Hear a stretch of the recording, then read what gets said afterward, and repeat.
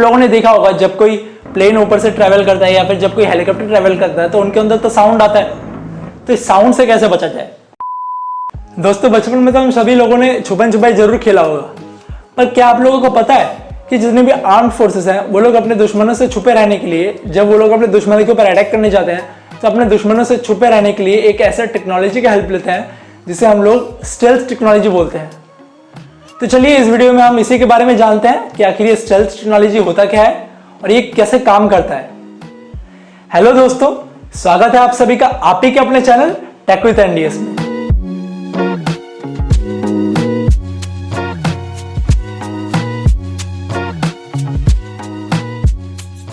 दोस्तों stealth technology का use जितने भी आर्म्ड फोर्सेस हैं वो लोग अपने फाइटर जेट्स, वो लोग अपने प्लेन्स को, वो लोग अपने शिप्स को कुछ इस तरीके से डिजाइन करने के लिए यूज करते हैं ताकि उनका जो भी एयरक्राफ्ट है या फिर उनका जो भी शिप है वो किसी दुश्मन के रेडार में पकड़ में ना आए। तो चलिए आगे जानते हैं कि आखिर ये स्टेल्थ टेक्नोलॉजी कैसे काम करता है। दोस्तों ये स्टेल्थ टेक्नोलॉजी का कंसेप्ट आजकल का नहीं बल्कि बहुत पुराना है। इस टेक्नोलॉजी के कंसेप्ट का यूज जर्मन्स ने भी किया था वर्ल्ड वॉर 1 के टाइम, पर वो लोग बुरी तरीके से फेल हुए थे क्योंकि उन लोगों ने अपने प्लेन्स के ऊपर एक ट्रांसपेरेंट मटेरियल का यूज किया था जिसके कारण उन लोगों ने सोचा था कि वो लोग नीचे से नहीं दिखेंगे, पर जब सनरेज उनके प्लेन से टकराता था तो वो नीचे से और ज्यादा दिखता था क्योंकि वो फ्लैशी था और नीचे से आराम से वो पकड़ में आ जाता था। तो ये ट्रांसपेरेंट मटेरियल का जो यूज किया था जर्मन्स ने वर्ल्ड वॉर 1 के टाइम वो बहुत ही बुरी तरीके से फेल हुआ था।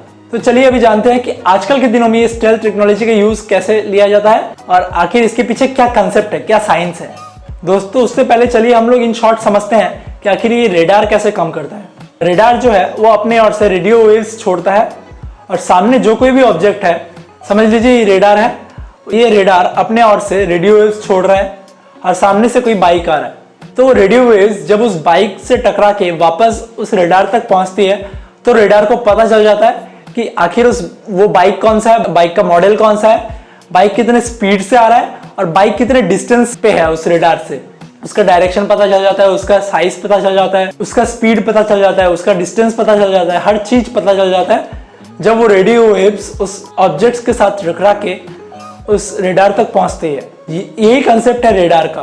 तो चलिए अभी समझते हैं कि आखिर ये जो स्टेल्थ टेक्नोलॉजी है ये आर्म्ड फोर्सेस के एयरक्राफ्ट्स को रेडार से कैसे बचाती है। दोस्तों स्टेल्थ टेक्नोलॉजी के यूज से उनको कुछ इस तरीके से मैन्युफैक्चर किया जाता है ताकि वो लोग रेडार के नजर में ना आए। तो दोस्तों क्या हो अगर हम लोगों ने प्लेन को एक ऐसे तरीके से, ऐसे शेप में डिजाइन किया हो ताकि जो रेडियो वेव्स है वो उन प्लेन से टकरा के वापस उस रेडार तक जा ही ना पाए, वो अपने तक ही रह जाए या फिर वो अपने तक ही दूसरे किसी डायरेक्शन में स्कैटर हो जाए।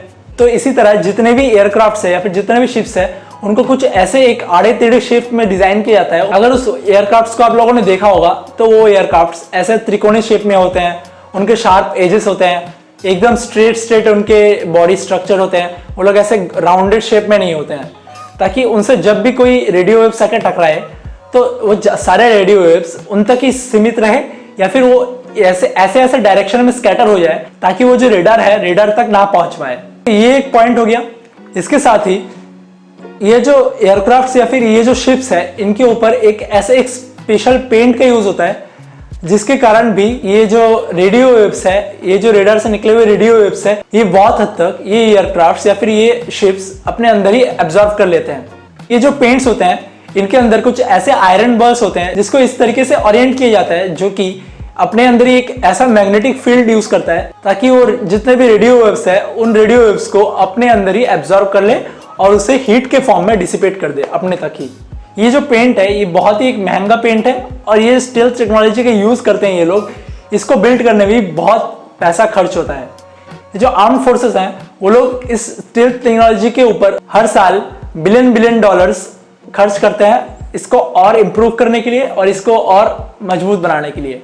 तो दोस्तों यहाँ पे तो हो गया, मैंने इनके शिप के बारे में बोल दिया, मैंने इनके पेंट के बारे में बोल दिया, पर अभी बचता है कि इन प्लेन के ऊपर जो मटेरियल यूज किया जाता है वो भी कोई नॉर्मल प्लेन्स में जो मटेरियल यूज होता है वो नहीं है। उनके ऊपर नॉर्मल एल्यूमिनियम जो यूज किया जाता है प्लेन्स के ऊपर वो नहीं है। उनके ऊपर special carbon fibre reinforce plastic का यूज होता है। कार्बन फाइबर को भी अगर हम लोग देखें तो हम लोग बोल सकते हैं कार्बन फाइबर भी ये जो रेडियो वेव्स है इनको एब्जॉर्ब करने के लिए बहुत हद तक सक्षम है। इसीलिए इन एयरक्राफ्ट्स के ऊपर, इन शिप्स के ऊपर कार्बन फाइबर का यूज होता है, कार्बन नैनो ट्यूब्स का यूज होता है इन प्लेन्स को और भी रेडियो जो वेव्स है इनको एब्जॉर्ब करने के लिए। और यहाँ पे एक और साइंस का यूज किया जाता है। तो जैसे कि ये एयरक्राफ्ट्स है, इनके ऊपर छोटे छोटे ऐसे त्रिकोण आकार के ऐसे पिरामिड्स बना दिए जाते हैं ताकि जब इन पे कोई भी रेडियो वेव्स आके टकराए वो उन तक ही एब्जॉर्ब हो जाए। तो देखिए कैसे काम करता है। समझ लीजिए ये ट्राइंगल है और ये दूसरा ट्राइंगल है। तो ये दोनों ट्राइंगल के बीच में ऐसा जो शेप होगा, तो इनके अंदर जब भी कोई रेडियो वेव्स आके टकराएगा, रेडियो वेव्स यहाँ पे टकराएगा, फिर यहाँ पे टकराएगा, ऐसे से टकरा के इसी के अंदर ही एब्जॉर्ब हो जाएगा, ये बाहर और एमिट नहीं होगा। तो ये भी एक पॉइंट है ताकि ये जो रेडियो वेव्स है वो बाहर एमिट ना हो। तो दोस्तों यहाँ तक हम लोगों ने समझ लिया कि ये स्टेल्थ टेक्नोलॉजी के अंडर रेडियो वेव्स से ये प्लेन्स या फिर ये जो शिप्स है ये लोग कैसे बचते हैं। तो चलिए ये भी देखते हैं कि रेडियो वेव्स से तो हम लोग बच गए, पर इनके अंदर तो हीट भी जनरेट होगा ना, पर इनके अंदर इंजन्स तो है, तो इनके अंदर हीट भी जनरेट होगा। तो आराम से पकड़ में आ जाएगा कि उनके अंदर हीट जनरेट हो रहा है। नीचे से अगर कोई इंफ्रारेड कैमरा लेके बैठा है, उसने अगर उसमें पॉइंट करके देखा तो आराम से उसमें पता चल जाएगा कि वो कोई प्लेन है जो कि रेडार में पकड़ में नहीं आ रहा है। तो इस हीट के कंसेप्ट से भी बचने के लिए हम लोगों ने क्या किया, प्लेन्स के जो इंजन्स है इसको नीचे ना रख के इन लोगों ने प्लेन्स के इंजन्स को प्लेन के ऊपर उठा दिया। तो अभी नीचे से कोई अगर इंफ्रारेड कैमरा से मारे तो पता थोड़ी चलेगा, क्योंकि वो हीट जो जनरेट हो रहा है वो तो प्लेन के ऊपर जनरेट हो रहा है, नीचे थोड़ी हो रहा है। या फिर ऐसे भी प्लेन्स है जिसके अंदर ये जो इंजन्स है इनको अंदर यूज किया जाता है, नीचे यूज नहीं किया जाता, प्लेन के अंदर ही पीछे की तरफ यूज किया जाता है, ताकि नीचे से कोई अगर इंफ्रारेड कैमरा लेके खड़ा भी हो तो उसमें नजर ना आए। तो अगला जो प्रॉब्लम आता है, हीट हो गया, रेडियो वेव्स हो गया। अगला प्रॉब्लम है साउंड का। आप लोगों ने देखा होगा जब कोई प्लेन ऊपर से ट्रेवल करता है या फिर जब कोई हेलीकॉप्टर ट्रेवल करता है तो उनके अंदर तो साउंड आता है। तो इस साउंड से कैसे बचा जाए? तो अगर आप लोगों को नॉइज कैंसिलेशन का कंसेप्ट पता होगा तो यही कंसेप्ट यूज किया जाता है इन प्लेन्स के ऊपर। इनका जितना भी नॉइज क्रिएट होता है, इनका जो रूटर होता है वही उसे एब्जॉर्ब कर लेता है। और इसी कंसेप्ट के चलते नॉइज से भी हम लोग फ्री है। इसी कंसेप्ट के चलते इन प्लेन्स में साउंड भी बहुत हद तक लेस हो जाता है। तो दोस्तों फ्यूचर तो हमारा ट्रांसपेरेंट प्लेन्स का ही है, तो हम लोग देखते हैं वो कितने दिन में आता है। पर तब तक तो ये स्टेल्थ टेक्नोलॉजी को ही हम लोग इम्प्रूव किए जा रहे हैं। और इसी के साथ जो हमारा रेडार है उसको भी इम्प्रूव किया जा रहा है, ताकि रेडार भी ये जो प्लेन्स है उनको पकड़ ले और ये जो प्लेन्स है वो रेडार से भी बच रहे हैं। दोनों ही टेक्नोलॉजी इंप्रूव हो रहे हैं। देखते हैं कौन किससे बच पाता है। इन प्लेन्स की संख्या यूएस एयरफोर्स के पास सबसे ज्यादा है, पर इंडिया भी पीछे नहीं है, इंडिया के पास भी है और इंडिया भी इस टेक्नोलॉजी के ऊपर काम कर रहा है। सुना है कि 2032 तक जो इंडिया का अपना जो बनाया हुआ 5th generation stealth technology plane है वो आ जाएगा।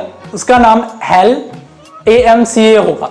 AMCA यानी एडवांस्ड मीडियम कॉम्बैट एयरक्राफ्ट। ये 5th जनरेशन टेक्नोलॉजी के ऊपर यूज होगा। तो आशा करता हूं दोस्तों कि आप लोगों को ये स्टेल्थ टेक्नोलॉजी के ऊपर वीडियो बहुत पसंद आया होगा। आप लोगों को समझ आ गया होगा कि आखिर ये स्टेल्थ टेक्नोलॉजी कैसे काम करता है। ये जितने भी एयरफोर्स के स्टेल्थ टेक्नोलॉजी वाले एयरक्राफ्ट है वो कैसे अपने दुश्मनों से छुपे रहते हैं। अगर आपको ये वीडियो पसंद आए, अगर आपको इस वीडियो से कुछ जानने को मिला हो तो लाइक करना मत भूलिए, शेयर करिए अपने दोस्तों के साथ और नीचे कमेंट करिए कि आप लोगों को ये वीडियो कैसा लगा। और अगर आप लोगों के पास कोई टॉपिक है जिसको आप लोग जानना चाहते हो तो उसको भी नीचे कमेंट करना ना भूलें। मैं उसके ऊपर भी एक वीडियो बनाने का जरूर कोशिश करूंगा। और सब्सक्राइब जरूर करना, सब्सक्राइब करना मत भूलिए। मिलते हैं ऐसे किसी अगले वीडियो में, तब तक के लिए गुड बाय।